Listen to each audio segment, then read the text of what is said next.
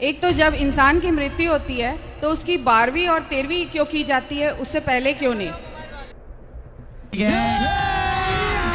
अभी मजा आएगा ना भिड़ो। जब व्यक्ति मरता है तो यमराज उसका 13 दिन तक हिसाब नहीं करते। कितने तेजस्वी लोग हैं हमारे पास, कितने शानदार विचार रखते हैं जी। जो प्राणी भक्ति नहीं करता उसको यम ना वो दान पुण्य करता विधिवत, तो यम के दूत पकड़ कर ले जाते हैं, ऐसे रास्ते से ले जाते हैं उसके तांबे की धरती पर से लोहे कति जलते हुए नंगे पैरों जाता है। वहीं पर भंडारे चल रहे होते हैं, अन्य जो पुण्यकर्मी प्राणी तो खाना खा रहे होते हैं और उसको प्यास और भूख सताती है। श्रीमन नारायण, मेरा 3 प्रश्न है। एक तो जब इंसान की मृत्यु होती है तो उसकी 12वीं और 13वीं क्यों की जाती है, उससे पहले क्यों नहीं? और दूसरा प्रश्न है, पहला ही सुन लो पहले जी। 13वीं इसलिए होती है क्योंकि जब व्यक्ति मरता है तो यमराज उसका 13 दिन तक हिसाब नहीं करते। बोले तुम्हारा 13वें दिन का भी पुण्य ऐड किया जाएगा। जो तुम ब्राह्मणों को खिलाओगे, कन्याओं को खिलाओगे, समाज को खिलाओगे, तुम्हारे नाम से कुत्ता बिल्ली भी खाएंगे, वो सारा पुण्य जो सबको समाज को 13वीं में खवाते हैं ना, तो सबको अन्नदान का जो पुण्य होगा वो आपको ऐड किया जाएगा आपके पुण्य में। यदि वो ऐड करने में भी यदि आपका मोक्ष हो गया, पुण्य अधिक हो गए तो नंबर बराबर आ गए तो पास, नहीं आए तो फेल, तो आपके प्रॉपर पुण्य हो गए तो आपका मोक्ष हो जाएगा। तो 13 दिन यमराज समय देते हैं अवसर कि 13 दिन आपको 13वीं करने का, क्योंकि कुछ दिन का सूतक का विधान है।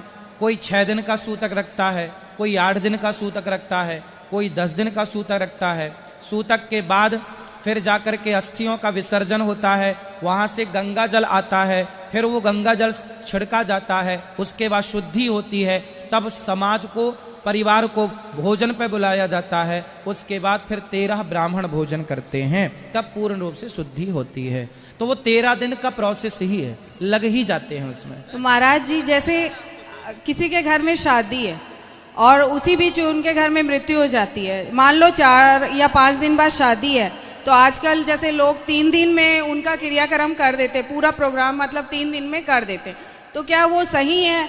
और जैसे उनके घर में हम शादी में जा रहे हैं 4थे या 5वें दिन, तो क्या वहाँ का अन्न खाना हमारे लिए दोष लगेगा? यदि आपके परिवार में कोई दूर का रिश्तेदार मरा है और आपका सूतक है, तो आपके घर शादी है तो आप जल्दी कर लो।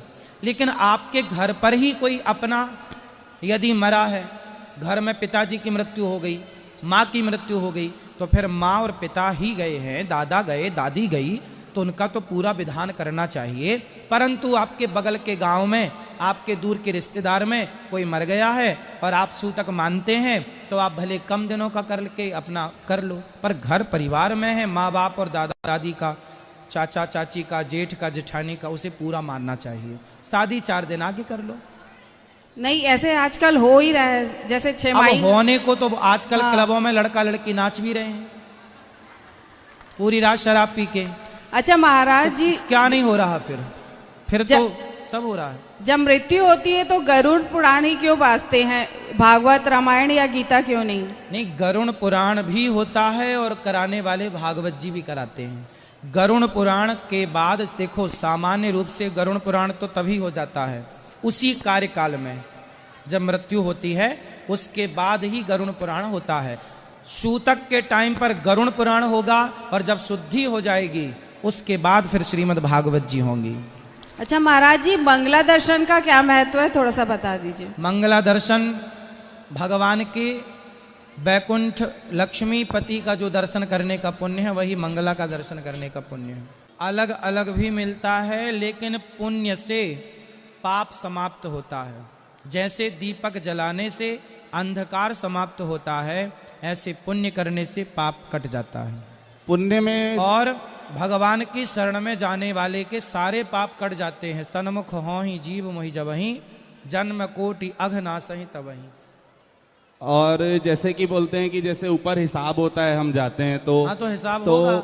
और नरक और स्वर्ग वाला जो है, और उसके बाद फिर 84 लाख योनि भी है। हाँ। तो नरक और स्वर्ग जो भी मिलता है जिसको भी, तो वो कितने समय के लिए मिलता होगा, और फिर 84 लाख योनि वगैरह जो है? देखो,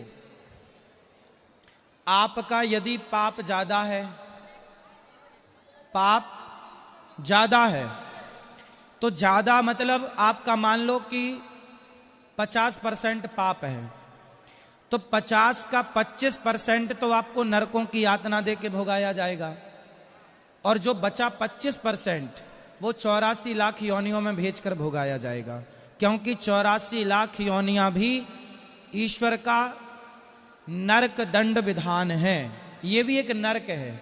कुत्ता बनना क्या है? नरक है। मक्खी बनना क्या है? नरक है। चमगादड़ बनना क्या है? नरक है। तो 25% आपका नरक में रौरव, महारौरव, अंध्र, तामिश्र, कालसूत्र, असिपत्र, वन, सूकर, मुख, ऐसे 28 प्रकार के नरक होते हैं। जो जैसा पाप करता है वैसे नरक में जाता है।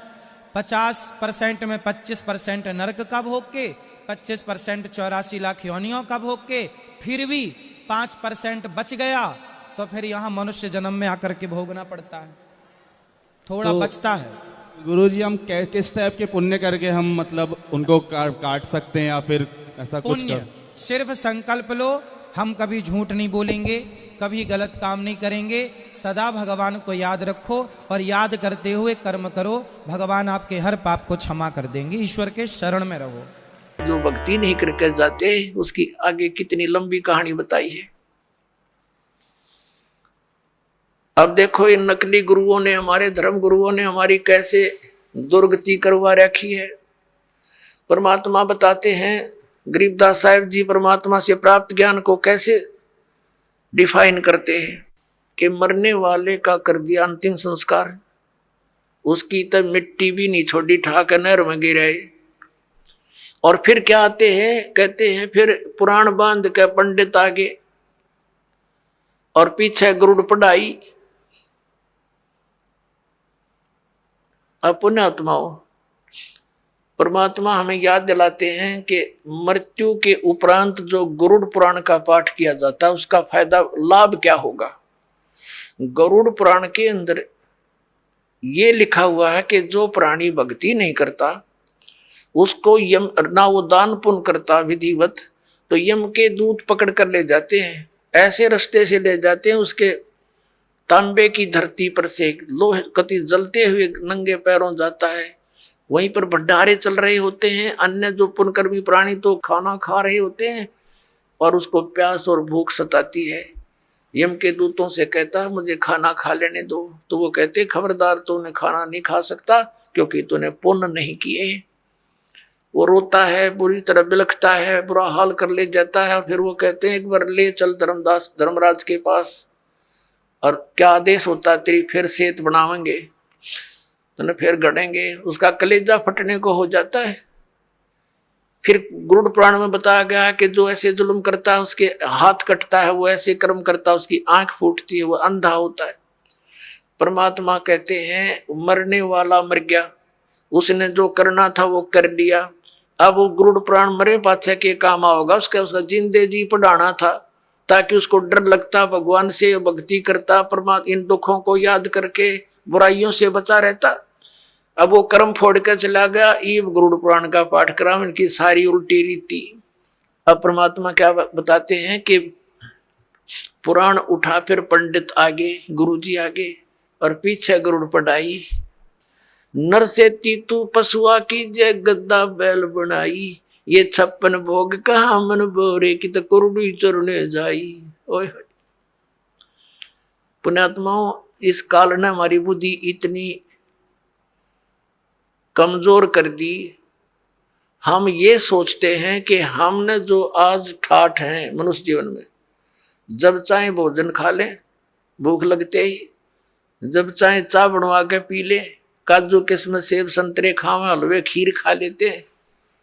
परमात्मा कहते हैं अगर इतनी सुविधा भगवान ने दी है जिसका कुछ काम भी नहीं आ रहा है, यदि आपने सत भक्ति नहीं की, गुरु धारण किया नहीं, तो फिर क्या होगा। नरसेती तू पशुआ की जय गद्दा बैल बनाई, ये 56 भोग का मन बोरे की कुरडी चरने जाई। ओए होए पुण्यात्मा, हमारा जो हृदय इतना कट्टर हो गया, इतना ज्ञानहीन हो गया हमारा हृदय में कि हम ये सुनकर भी यकीन नहीं होता, सचमुच मारिया दुर्गति हो जाएगी। और यह सबसे बड़ी भूल जीव का लगी हुई है। ठीक है, स्वयं बुद्धि काम ना करती तो संतों के वचन सुनने चाहिए।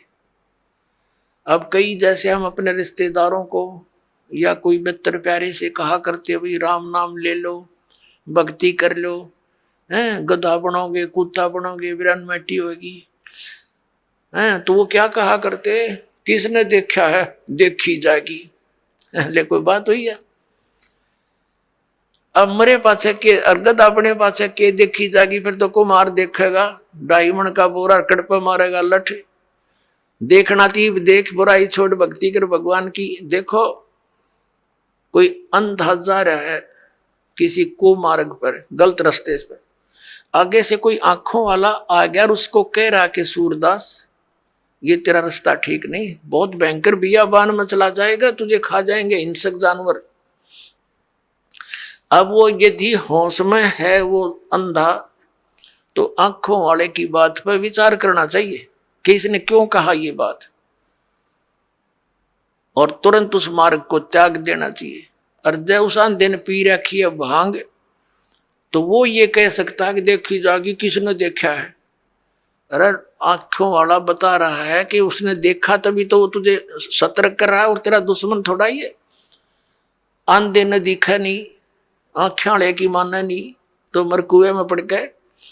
तो ये संत महात्मा जिन्होंने भगवान को देखा और वहां का सब विधान से परिचित होकर आए, हमें ज्ञान दिया कि ये दो क्रियाएं तुम कर रहे हो, ये तुम गलत रास्ते जा रहे हो, इनको त्याग दो। अब ये संत महात्मा जो थे ये आंखों वाले थे, ये तत्व ज्ञान युक्त आंखें रखते थे, और हम अंधे हैं, तत्व ज्ञानहीन प्राणी हैं, और हम आंखों वालों की नहीं मानेंगे। हमने दिखता ना, अर्जुन उन्होंने दिखा, उन्होंने बताया, उनकी हम मानते ना, तो फिर वह बनेगी जो उस अंधे गेल बननी थी पड़बाड़ में। अगर आप ये वीडियो YouTube पर देख रहे हैं तो हमारे चैनल को सब्सक्राइब करें और बेल आइकन को दबाना ना भूलें। अगर आप Facebook पर ये वीडियो देख रहे हैं तो हमारे पेज को लाइक करें।